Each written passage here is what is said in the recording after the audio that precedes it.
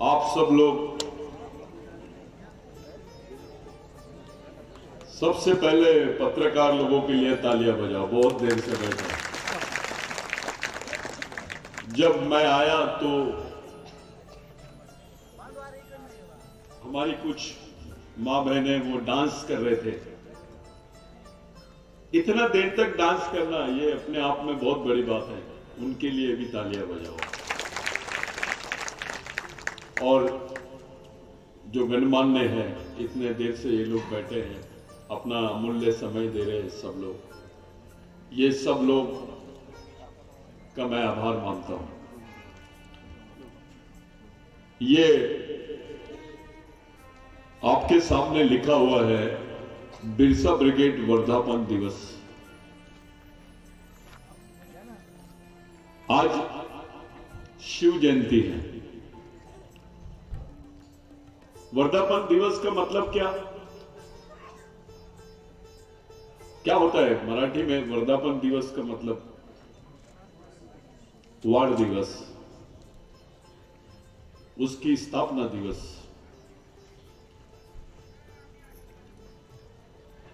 बहुत कम होता है ऐसा। हम व्यक्तियों का वाड़ दिवस देखते हैं, लेकिन संगठन का वाड़ दिवस ये आपको दिखने में बहुत एक नया टाइप का ये दिख रहा है, लेकिन इसके पीछे एक इतिहास है। जिस बिरसा ब्रिगेड को आप लोग महाराष्ट्र में, छत्तीसगढ़ में, झारखंड में, मध्य प्रदेश में, गुजरात में, राजस्थान में, आसाम में, नागालैंड में देखते हैं, वो बिरसा ब्रिगेड ऐसे ही अस्तित्व में नहीं आया। बिरसा ब्रिगेड की जो स्थापना है वो 1993 में हुई थी। तब मैं स्टूडेंट था और मैं जेल में था। तब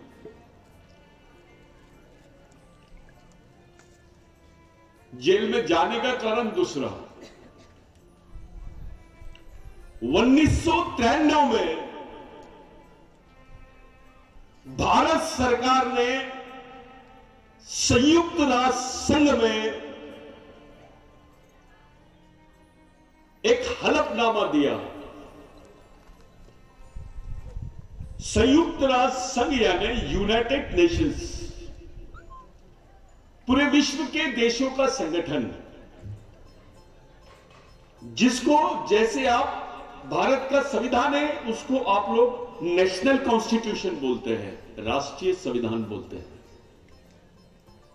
लेकिन पूरे देशों का संयुक्त रूप से जो संविधान होता है उसको इंटरनेशनल कॉन्स्टिट्यूशन बोलते हैं। रहते हैं या रहते हैं तो किस अवस्था में है,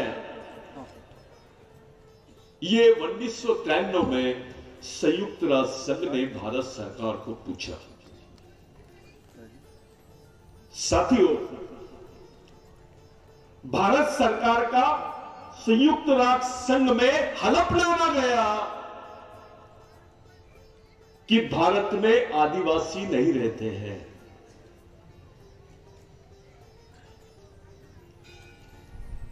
ये जो बातें की जा रही है, आदिवासी डिपार्टमेंट, वो डिपार्टमेंट, आपको सिर्फ बेटा या बाप बोला जा रहा है, लेकिन उसकी मान्यता नहीं मिली। भारत सरकार ने यह मान्यता संयुक्त राष्ट्र संघ में रख दी कि भारत में आदिवासी लोग नहीं रहते हैं, और बहुतांश आदिवासी भील वंश के, बाकी वंश के जो आदिवासी है, जो जिस भाषा का वापर करते हैं वो संस्कृत जैसी भाषा है, उससे मिली जुली भाषा है, इसलिए उनका आदिवासी होना संभव नहीं है।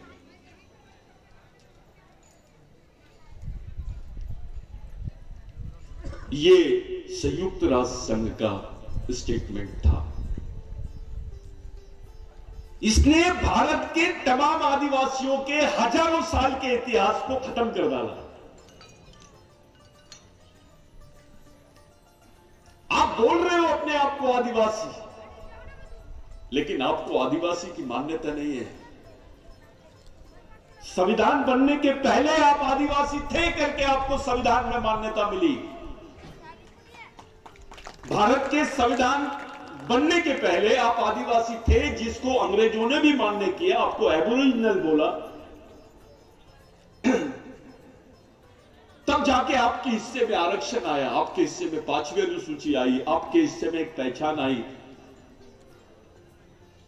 संविधान बनते वक्त। और उसका एक डिबेट हुआ, उस पर डिस्कशन हुआ, जिसको संविधान पूर्व बहस बोलते हैं, यानी प्री कॉन्स्टिट्यूशन डिबेट। उसमें डॉक्टर बाबा साहब आंबेडकर ने बोला कि जो जनजाति के लोग हैं यही इस देश के आदिवासी है, यही इस देश के एबोरिजिनल पीपल है। जब जयपाल मुंडा और बाबा साहब का डिबेट चल रहा था, उसको भारत के सुप्रीम कोर्ट ने भी मान्यता दे दिया। भारत के सुप्रीम कोर्ट ने 2010-2011 में बोला कि आदिवासी इस देश के मूल मालिक है, they are the first citizen of India. वो भारत के मूल मालिक है, प्रथम नागरिक है, उनको ये सम्मान मिलना चाहिए। साथियों, भारत में सुप्रीम कोर्ट के ऊपर कोई कोर्ट नहीं है। सुप्रीम कोर्ट के बोलने के बावजूद भी भारत सरकार ने अभी तक के इस देश के आदिवासियों को संयुक्त राष्ट्र संघ में मान्यता नहीं दी। उनको आदिवासी है करके मान्यता नहीं दी। संविधान मान्यता देता है, लेकिन इस देश की सत्ता में जो बैठे हुए लोग हैं वो आदिवासियों को मान्यता नहीं देते हैं। और इसी हलफनामे के खिलाफ में बिरसा ब्रिगेड का निर्माण हुआ। 1993 में पहली बार बिरसा ब्रिगेड का निर्माण हुआ, और बिरसा ब्रिगेड का जो निर्माण था, हमने खास करके छत्रपति शिवाजी महाराज के जन्मदिन के दिन ही किया। वो इसलिए किया, जो यहां का मराठा है, जो यहां का ओबीसी है, जो यहां का दलित है, जो यहां का अल्पसंख्यक है, वो आदिवासियों का वंशज है। संभाजी महाराज ने बोला था, आप अभी बोल रहे थे मावड़े, संभाजी महाराज ने आदिवासियों को मालिक बोला। मालिक बोला, मालिक ते मालिक है।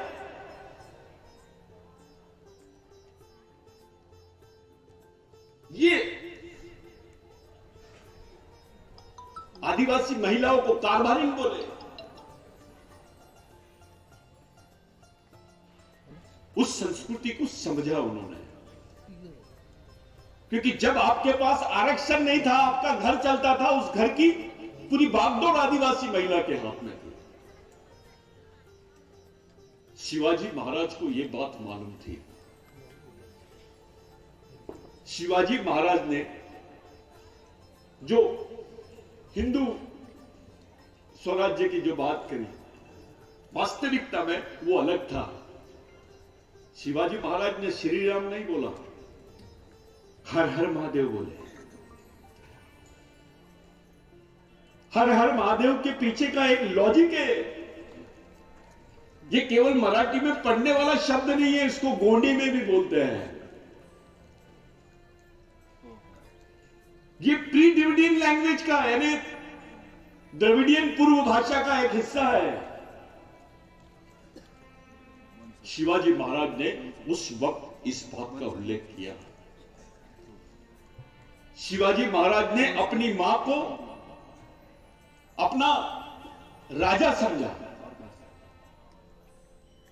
शिवाजी महाराज के ही प्रशासन में महिलाओं का स्थान बराबरी का था। आप मेरे को किसी दूसरी जगह बता दीजिए कि किसी महिला को रानी बनाया गया क्या। दो उदाहरण मिलते हैं, एक रानी दुर्गावती को और दूसरी जिजाऊ को। यह इसीलिए हुआ क्योंकि जिस क्षेत्र में शिवाजी महाराज के किले थे वो क्षेत्र आदिवासियों के थे। सेना आदिवासियों की, जमीन आदिवासियों की, लोग आदिवासी, संस्कृति आदिवासी, तो निर्णय भी आदिवासियों का। इसलिए जिजाऊ को यह स्थान मिला है। इसके पहले कहीं उल्लेख नहीं है, कोई उल्लेख नहीं है। हमने दो शिव के बारे में बात कर रहे हैं आज। जहां आप लोग बैठे हैं वो एक स्थान, भारत के जितने 12-13 कितने ज्योतिर्लिंग है, 12 ज्योतिर्लिंग है, वो 12 ज्योतिर्लिंग पूरे आदिवासियों की जमीन पर है। इसको प्रूव कर सकते हैं हम। एक बुजुर्ग ने बोला, मैं आ रहा था नासिक के प्रोग्राम में, मैं जा रहा था, पवार साहब का को बुलाए तो प्रोग्राम में जा रहा था। एक बुजुर्ग ने मेरे को बोला, अरे काय लावला तुझं नाव सतीश पिंडा में हो दादा, तू काय म्हणत होता रे आमच्या महादेवाला? तू हंसता है, तू बोलता है महादेव को तीसरे नंबर का भगवान बना दिया। ब्रह्मा विष्णु महेश, जब आदिवासी संस्कृति में महादेव था तो पहले नंबर का प्लेयर, जब ब्राह्मणवादी संस्कृति में महादेव गए तो तीसरे नंबर का प्लेयर। देवादी देव महादेव, तू काय म्हणत आहे रे म्हणे? तुला माहित आहे का राम हिंदू आहे म्हणे, शिव सिंधू आहे म्हणे। शिवाचा संबंध जे आहे सिंधू संस्कृतीतून आलेला आहे म्हणे। मैं चुप हो गया, मैं थोड़ी देर तक के कुछ नहीं बोला। एक बुजुर्ग आदमी जिसको कोई पढ़ाई लिखाई नहीं समझती, उस आदमी ने मेरे को समझाया। तब मेरे को समझ में आया शिव का महत्व क्या है। फिर मैं वेदों का अध्ययन किया तो उसमें शिव का कोई उल्लेख नहीं है। इसलिए नहीं है क्योंकि देवादिदेव Mahadev, god of god, Shiv ये प्रकृतिवादी देव है। ये बाद में आया, वो शिव पुराण वगैरह सब तो 2000-1500 पहले की बात है। लेकिन सिंधु संस्कृति में शिव का उल्लेख जितने आदिवासियों के नाम है, चाहे मुंडा हो, असुर हो, महादेव कोड़ी हो, ठाकर हो, वारली हो, पावरा हो, भील हो, ये शिव के नाम है। इसलिए शिव जो है ये आर्यों के आने के बाद का भगवान नहीं है, ये आर्यों के आने के पहले का भगवान है। और जो आदिवासी संस्कृति है उसकी विशेषता ये है, वो शिव को नहीं उसकी मां को मानते हैं, जिसका मंदिर बाजू में है, जिसको आप लोग क्या बोलते हैं, कलमजाई। कलमजाई के 7 मूर्तियां मिली है सिंधु सभ्यता में। मैडम आप इसको ध्यान रखो, उसके 7 एविडेंस मिले। इस देश में एक नई चर्चा शुरू होने जा रही है। मराठाओं ने शिव को क्यों माना, ओबीसी ने शिव को क्यों माना, दलितों ने शिव को क्यों माना? क्योंकि वो आदिवासियों के वंशज है। ये आदिवासियों के वंशज है। इसलिए अपनी जो बिरसा ब्रिगेड का मिशन है, ये उसका स्टेटमेंट है कि आदिवासी इस देश के मालिक है और इस देश के मराठा, ओबीसी, एससी और माइनॉरिटी ये उनके वंशज हैं। लेकिन खुलेआम इस देश में आदिवासियों को वनवासी बोला जा रहा है। आपकी पहचान खत्म करने की बात कर रहे हैं। आने वाला समय अंतरराष्ट्रीय संविधान का है।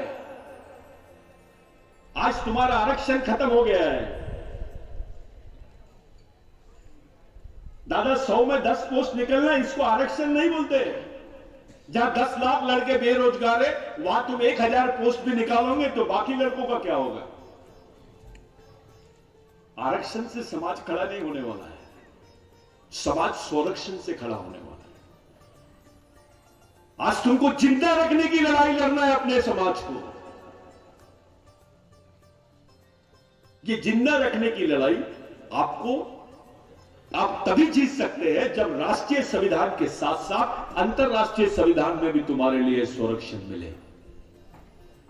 क्योंकि भारत का ही नहीं, विश्व के सभी मानव जातियों में सबसे बुरी हालत भारत के आदिवासियों की है। विश्व का सबसे गरीब आदमी कालाहांडी में मिलता है, उड़ीसा, और उसकी डेली इनकम है 35 पैसे। कभी बताते 1 रुपए 35 पैसे। 1 रुपए 35 पैसे में तो कैडबरी चॉकलेट नहीं आती, रोटी कहां से आएगी?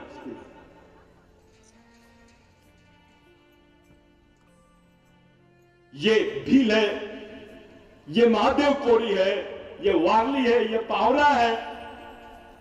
एक छोटी छोटी दुकान बना के अपने आदिवासी समाज में कार्यकर्ताओं और नेताओं ने काम किया है। इस समाज को एक जगह लाने के लिए क्या काम कर रहे हैं आप?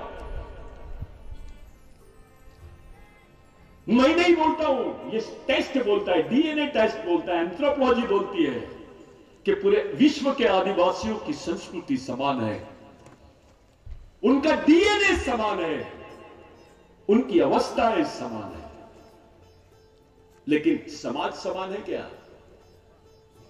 ये वारली और पावरा का नहीं पड़ता है, ठाकर और महादेव कोड़ी का नहीं पड़ता है, उधर गोंड और प्रधानों का नहीं पड़ता है, उधर भील और बाकी मीनाओं का नहीं पड़ता है।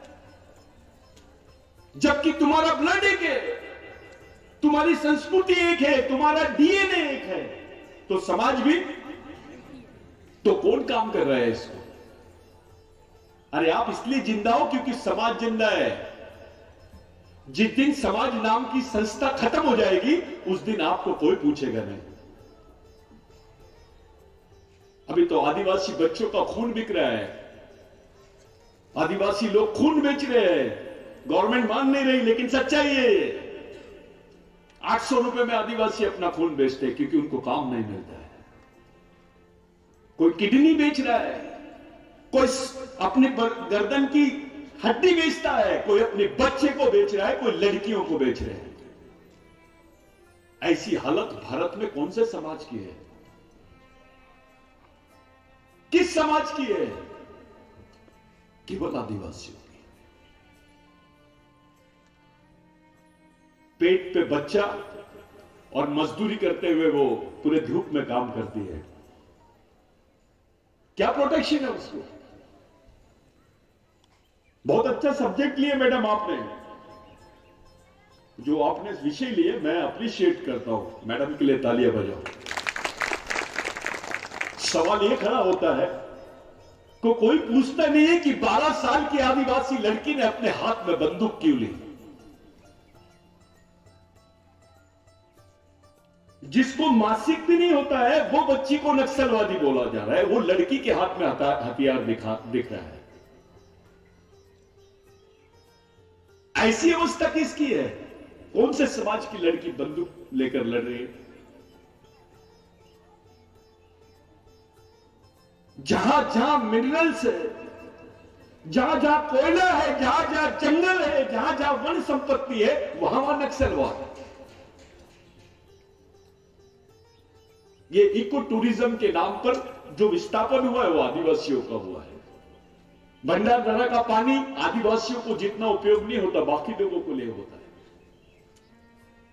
ये मंदिर आदिवासियों का, जमीन आदिवासियों की, सब आदिवासियों का, लेकिन उस पर कब्जा दूसरों का। ये लड़ाई किसी समाज के खिलाफ में नहीं है, ये बेसिक लड़ाई है। और इस सामाजिक लड़ाई को अकेले में नहीं लड़ सकते आप।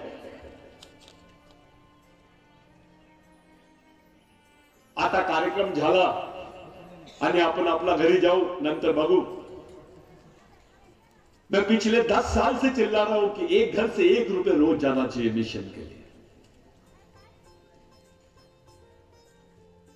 40,72,000 तुम्हारी पॉपुलेशन है, 32,000 फैमिलीज है। एक परिवार से अगर 1 रुपए भी रोज गया तो 32 लाख रुपए तुमको रोज मिल सकते हैं। आपका जो पढ़ा लिखा बच्चा है, आप उसके घर में उसको घर बैठे उसको मानधान पर काम से लगा सकते हैं, उसका पेट भर सकता है, उसको जॉब दे सकते हैं। ना हमारे बच्चे ITI कर रहे हैं। 10वीं पास हुआ, फेल हुआ वो, तो उसके बाद वो कभी पास ही नहीं होता। 12वीं पास हुआ, कभी वो गांव के पास से बाहर निकलता नहीं, उसकी 13वीं हो जाती है, उसको जॉब नहीं मिलता। सर्वे भी नहीं है। कुक्कुट पालन की योजना देते हैं आदिवासियों को, सुअर पालने की योजना देते हैं आदिवासी को। कोई काम निकलता है आदिवासी डिपार्टमेंट से तो आदिवासी समाज के लोग कम खुश रहते हैं, ठेकेदार और अधिकारी ज्यादा खुश रहते हैं। साहब मैं प्रैक्टिकल बात कर रहा हूं, क्योंकि मेरी जिंदगी के 24 साल मैंने यही काम किया। मैं भी इंजीनियर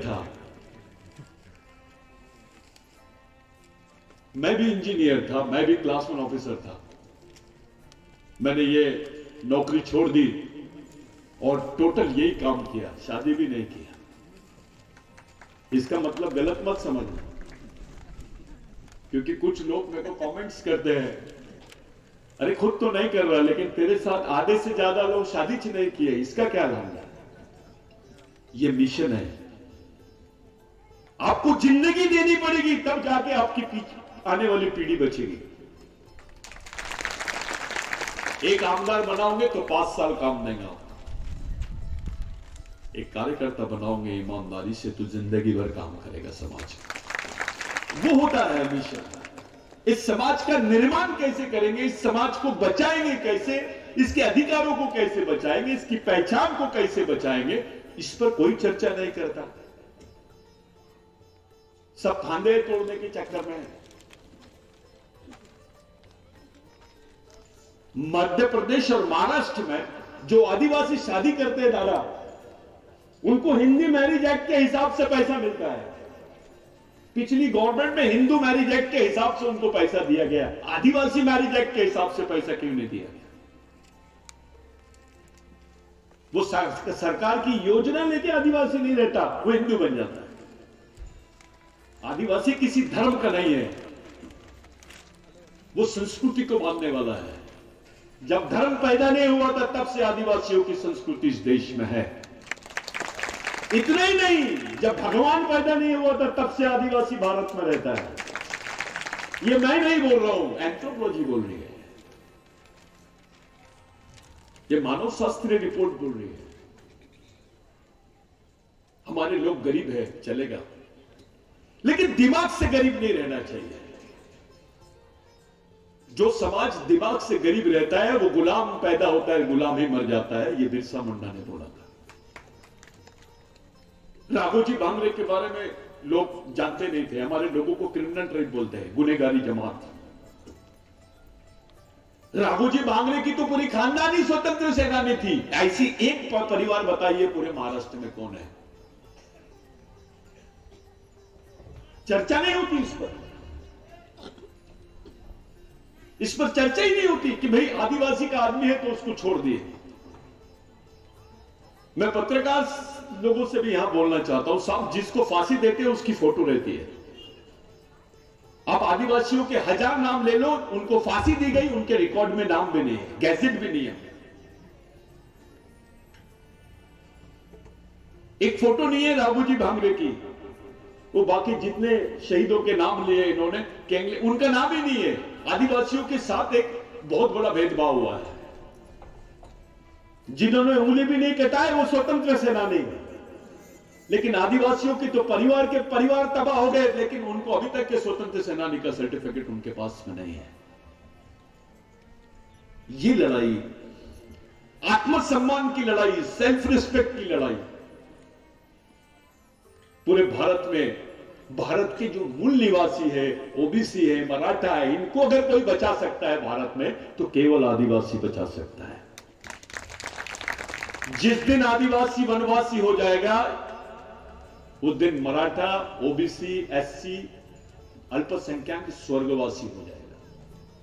इसलिए हो जाएगा क्योंकि उनके पास उनके सांस्कृतिक अवशेषों का आखिरी अगर एविडेंस है तो आदिवासी है। राघोजी भांगरे की पत्नी के बारे में जब आप सोचोगे, इतनी बड़ी फौज बनाई उस वक्त।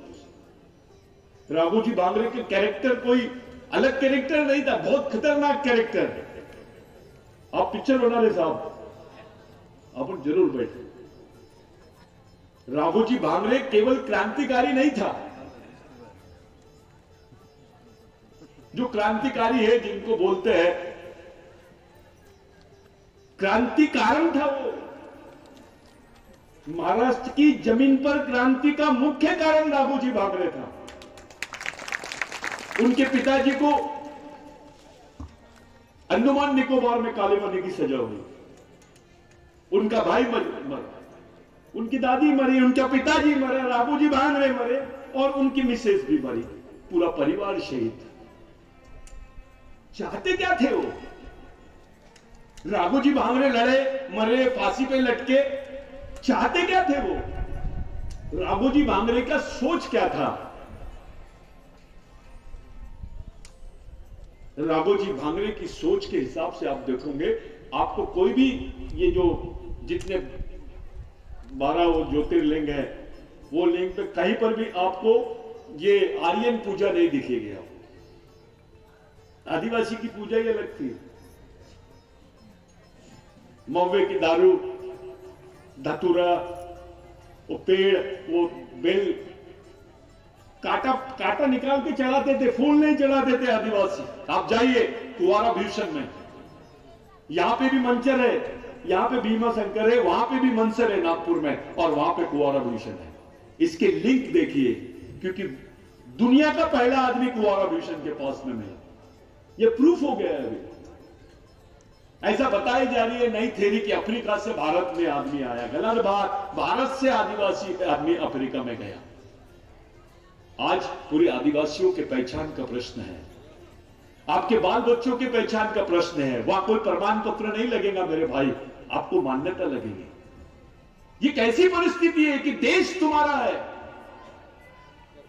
तुम इस देश के नागरिक हो, मालिक हो, बावजूद इसके देश की सरकार बोल नहीं रही, सुप्रीम कोर्ट बोलने के बाद भी। ऐसा कौन से समाज के साथ में हो रहा है?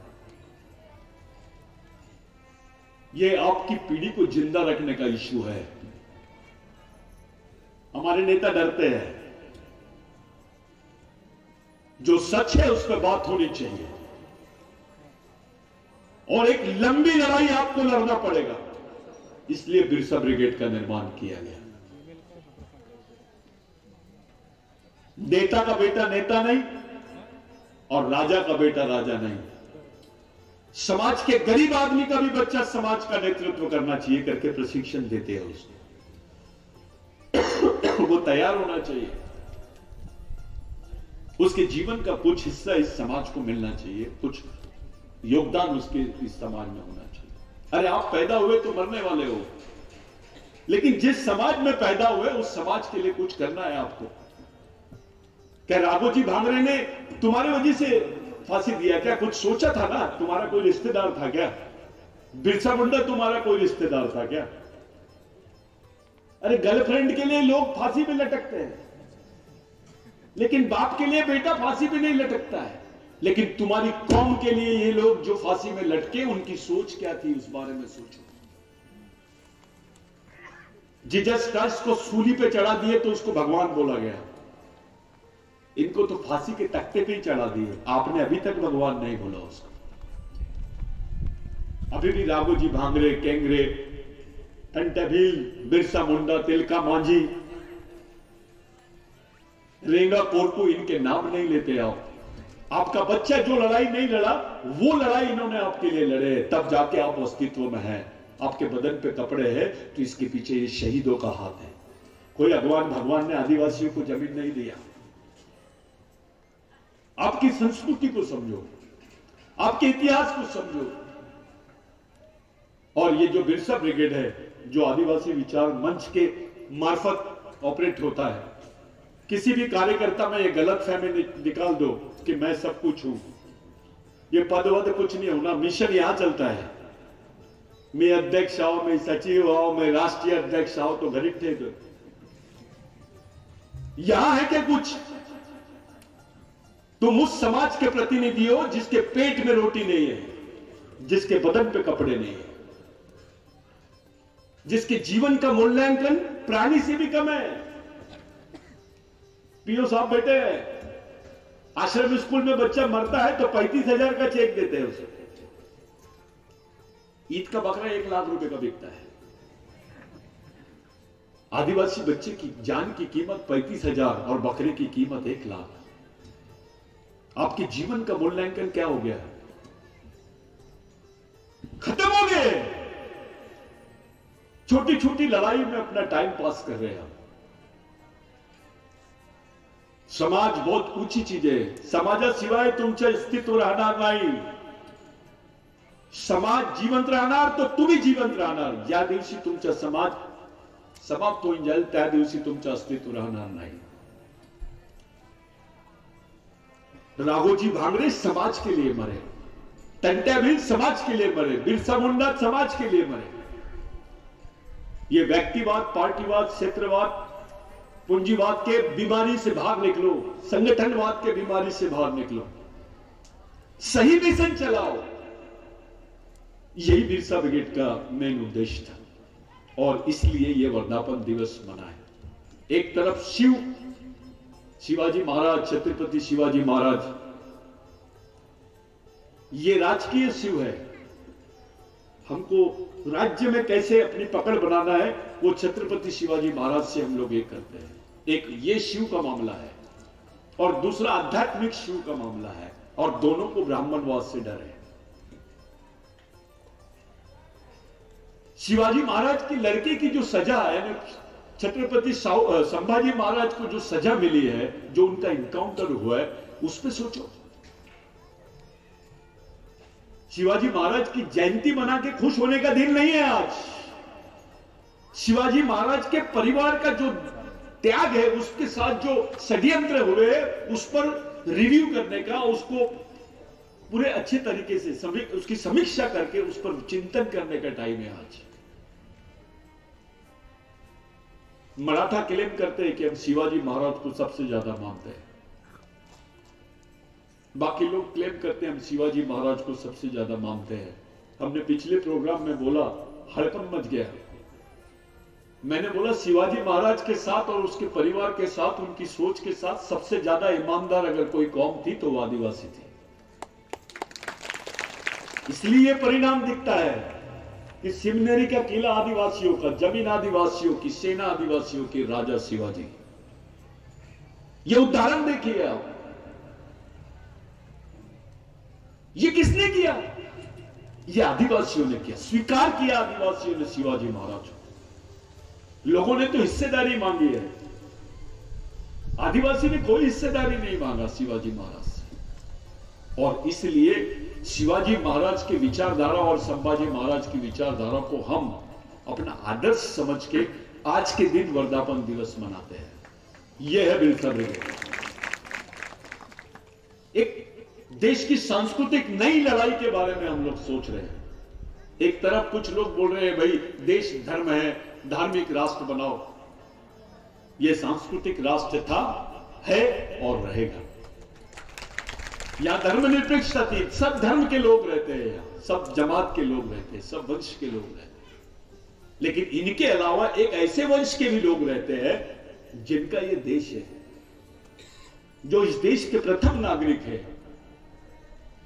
उनका नाम है आदिवासी। क्योंकि जो संस्कृति है ये 10,000 साल पहले से है। धर्म तो 4,000 साल पहले पैदा हुआ है। तो आदिवासी समाज ये सांस्कृतिक समाज है, धार्मिक समाज नहीं है। आप लोग आज के मौके पर सब लोग थक गए।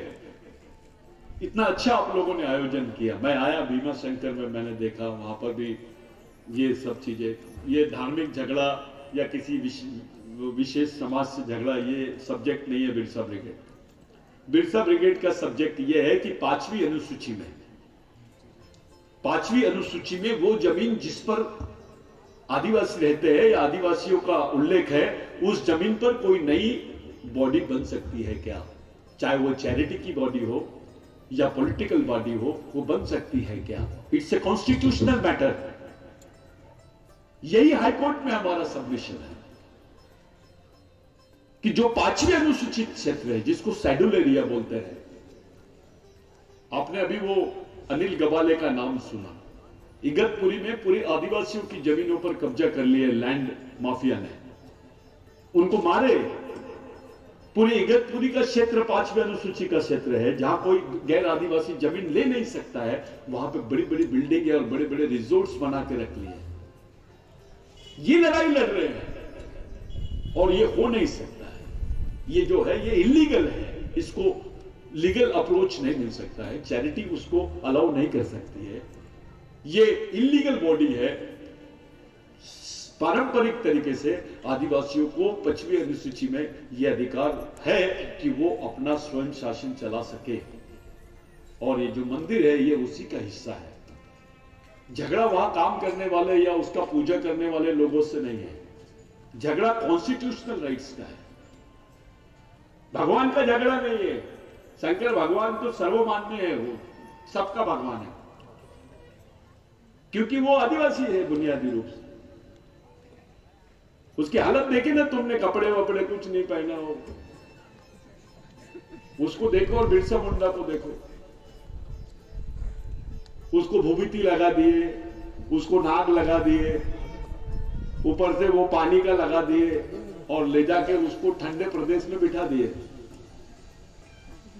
अब इतनी ठंडी में वो तांडव नहीं करेगा क्या? तो फिर वो उत्तराखंड का लफड़ा होता है, फिर इधर प्रलय आता है, इधर वो होता है।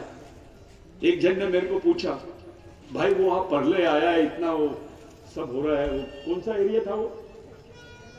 केदारनाथ में ऐसा क्यों आया?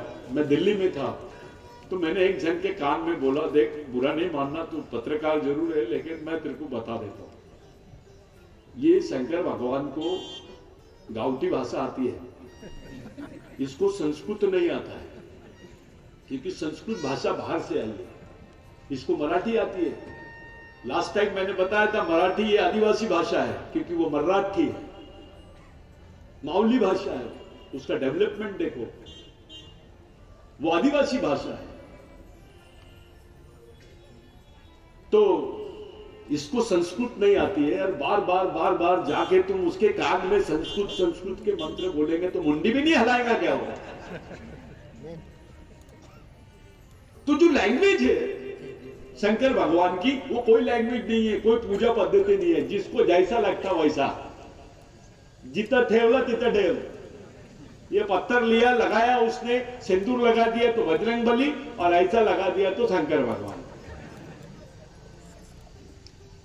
ये देव की कंसेप्ट है। शंकर भगवान के पास त्रिशूल है, उसके पास गाय है यानी बैल, नाग है, पानी है, जो जो चीजें खेती के लिए लगती है वो सब चीजें शंकर भगवान के पास आपको दिखाई देती है। ये कृषिक भगवान है, कृषि संस्कृति का प्रतीक है वो। और आपको बताऊंगा मैं कि सिंधु संस्कृति में सबसे पहले खेती का जो अनुसंधान करी वो महिला ने करी है, पुरुष ने नहीं किया। और आदिवासी संस्कृति की जो निर्माता है वो महिला है। मातृसत्तक पद्धति को मानने वाले लोग हैं हम। हमारे यहां भगवान से बड़ा स्थान मां का होता है। आप लोग आज के मौके पर, इस वर्धापन दिवस पर 3 बातें आपको याद रखना चाहिए कि हमारी लड़ाई अंतरराष्ट्रीय स्तर पर आदिवासियों को मूल निवासी की मान्यता दिलाने की है। हमारी लड़ाई आदिवासियों को कल्चरल कोड दिलाने की मान्यता है, और हमारी लड़ाई आदिवासियों की जल जमीन जंगल को प्रोटेक्ट करके उनके वास्तविक सामाजिक अधिकार दिलाने की लड़ाई है। इसलिए बिरसा ब्रिगेड का निर्माण हुआ है। और इस संगठन में आप लोग मुंह से मत जुड़ो, दिमाग से जुड़ो। मी तुमच्या सोबत आहे सतीश भाऊ, तो तुझ्याकडे ठेव ते शब्द आणि तू पण घरी राह।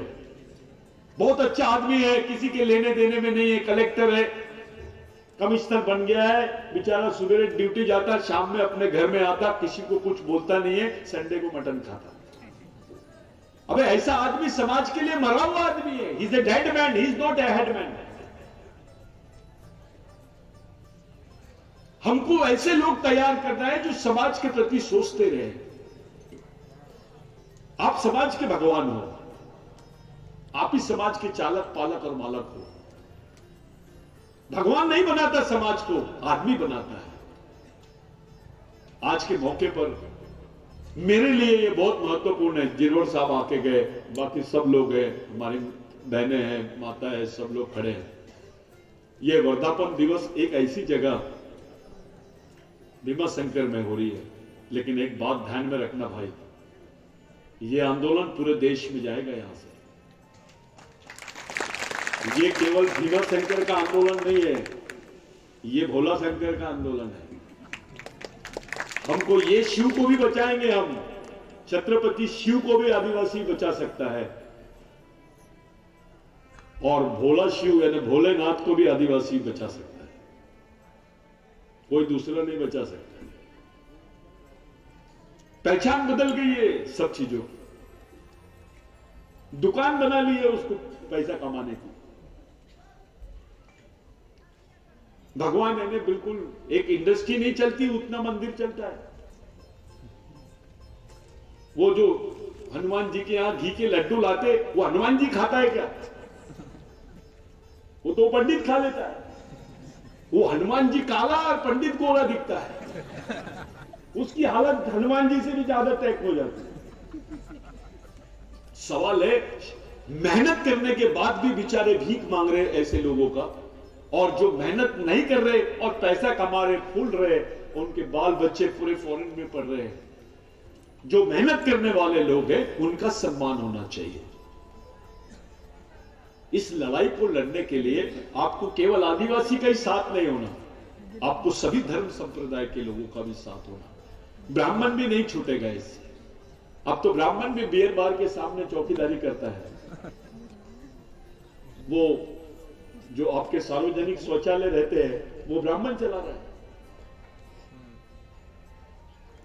जो लड़ाई है, जो बेसिक लड़ाई है, उसकी तरफ आप अपने बाल बच्चों का ध्यान लगाओ। अपनी पढ़ाई, अपने बाल बच्चों की पढ़ाई, अपनी नौकरी, अपना घर, अपना समाज, हर जगह पे एक सामाजिक केंद्र होना चाहिए, एक मिशनरी लेवल का काम होना चाहिए। यही मेरी आप लोगों से विनती है। मैं बोलूंगा ज्यादा, मैं 5 घंटे भी बोलूंगा तो कम है। मेरी इच्छा ही रहती है कि सबसे बात करते रहो, लेकिन मेरा बड़बड़ करना ज्यादा ठीक नहीं है। आप लोग भूखे हैं, सब लोग पत्रकार भाई है हमारे, सब लोग हैं। जो बेसिक इश्यू है वो आदिवासियों की आइडेंटिटी का इश्यू है, जिसको लेके बिरसा ब्रिगेड पूरे देश ही नहीं, आज 7 देशों में बिरसा ब्रिगेड का नेटवर्क है, दूसरे देशों में भी। ये संगठन कोई चिल्लर संगठन नहीं है। अगर किसी नेता को ऐसा गलत फहमी है कि मैं इनके पीछे फटाके बांध दूंगा और संगठन खत्म कर दूंगा, तो वो गलत फहमी उसकी 1 ही महीने में दूर हो जाएगी। और कोई ऐसा समझ रहा होगा कि आदिवासी को अभी निपटा देंगे, फलाना कर देंगे, तो मारने के पहले मरने का भी डर रहेगा उसको। क्योंकि अब मरता क्या नहीं करता, ऐसी स्थिति में पूरा समाज आ गया है। आप लोगों से मेरी हाथ जोड़ के विनती है कि ये संगठन नहीं है, मिशन है। ये किसी के बाप का मिशन नहीं है, ये समाज का मिशन है, आने वाली पीढ़ी का मिशन है। आपको किसी की परमिशन लेके मिशन का काम करने की जरूरत नहीं, आप आज से शुरू कर सकते हैं। आपको आपका समाज का काम करने के लिए कौन रोकेगा भाई? आपको अपने शहीदों का काम करने के लिए कौन रोकेगा भाई? ये मिशन है। हाँ, इसके सिस्टम के साथ आपको चलना है, और ये मिशन किसी धर्म, संप्रदाय और जाति के खिलाफ में नहीं है। ये संस्कृति, सभ्यता, अधिकार और संविधान के फेवर का मिशन है, समाज के फेवर का मिशन है, समाज को पुनर्निर्माण करने का मिशन है। आज हम लोग इस मिशन के जो मूल तत्व है उसको लेकर अगर आप जीते हैं तो एक मिशनरी जीवन आप लोग जी सकते हैं। इससे कोई रास्ता निकल जाएगा आने वाली पीढ़ी के लिए, नहीं तो कोई रास्ता नहीं बचा है तुम्हारे पास। कितने भी प्रोग्राम ले लो, कितने भी भाषणबाजी कर लो, जब तक कि आपके पास सोशल मिशन नहीं है, आपका बच्चा सुरक्षित नहीं है, आपकी बहन सुरक्षित नहीं है, आपकी मां सुरक्षित नहीं है। मेरा बोलना आपको बुरा लग रहा होगा, लेकिन सच्चाई यही है। ये भूलो मत कि जो फॉरेन में और बाकी लोगों के घरों में जो नंगी औरतों के पोस्टर लगे रहते हैं वो केवल दूसरों के नहीं, आदिवासियों के हैं। यानी हमारे मां बहनों की जो पोस्टर्स लगे उसको ये लोग संस्कृति बोलते हैं, और इनकी मां बहनें जो नंगा नाच करते हैं उसको सभ्यता बोलते हैं। हमारे लोग गरीबी के कारण बदन पे कपड़े नहीं पहनते, उसको संस्कृति बोलते हैं। इनके पास पैसा रहने के बाद नंगे घूमते हैं, उसको सभ्यता बोलते हैं। ये एंगल हो गया है देखने का। इस सच्चाई को समझते हुए, इस आपकी तरफ देखने का जो दृष्टिकोण है उसको समझते हुए आप लोग जागरूक हो जाओ। अगर आप अपने बाल बच्चों को जिंदा रखना चाहते हो तो आपको मशीन चलाना ही पड़ेगा। जिस बच्चे की मां होशियार, उसका बच्चा, उस बच्चे का जीवन सुरक्षित है। शिवाजी महाराज की मां बहुत पढ़ी लिखी नहीं थी, शिवाजी महाराज का निर्माण कर दी। राघोजी भांगरे की मां बहुत पढ़ी लिखी नहीं थी, राघोजी भांगरे का निर्माण कर दी। महात्मा फुले की मां बहुत पढ़ी लिखी नहीं थी, महात्मा फुले का निर्माण कर दी। बाबा साहब की मां पढ़ी लिखी नहीं थी, लेकिन बाबा साहब का निर्माण। बिरसा मुंडा की मां पढ़ी लिखी नहीं थी, बिरसा मुंडा का निर्माण कर दिया। महिलाएं इसमें बहुत बड़ा रोल प्ले कर सकती है।